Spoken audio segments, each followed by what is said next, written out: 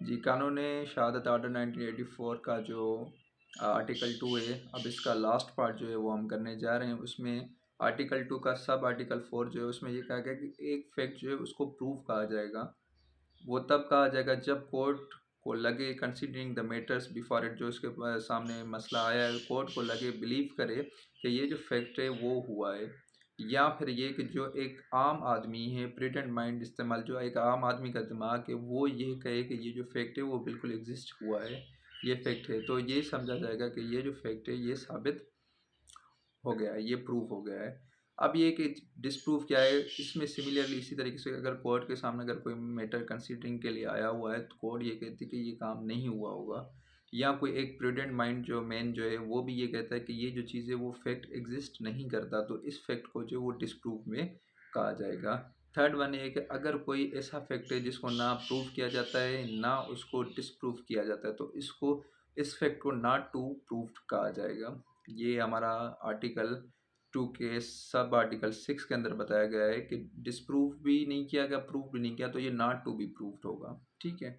अब 7 के अंदर ये कि अगर कोर्ट प्रिज्यूम करती है, कोर्ट में प्रिज्यूम कर सकती है कि हाँ ये चीज़ हुई है, तो यहाँ पर ये कहा जाएगा, या फिर जो ये कहते हैं कि इसको डिसप्रूव किया जाए। एक तो कोर्ट ये कहते हैं, मैं प्रिज्यूम करते हैं हाँ ये चीज़ हुई है।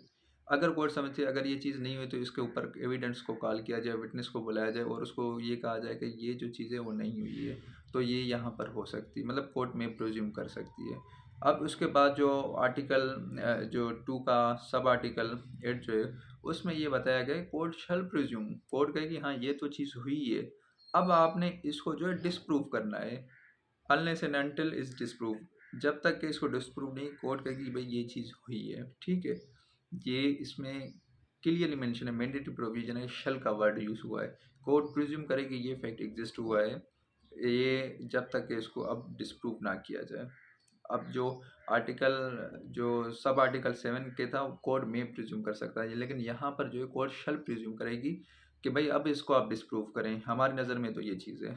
आर्टिकल 2 का जो सब आर्टिकल 9 है वो फाइनल है, इसकी डेफिनेशन जो आ रही है, उसके बाद जो हमारा सेकंड चैप्टर स्टार्ट हो जाएगा। अब इसके अंदर ये कहा गया है कि court conclusive proof of an other, court ये कहे कि भाई ये तो चीज़ हुई है और ये कंक्लूसिव प्रूफ है। अब यहाँ पर जो है कोर्ट किसी को अलो नहीं करेगी कि ये जो कंक्लूसिव प्रूफ है अब आप फैक्ट इसको डिसप्रूव करें।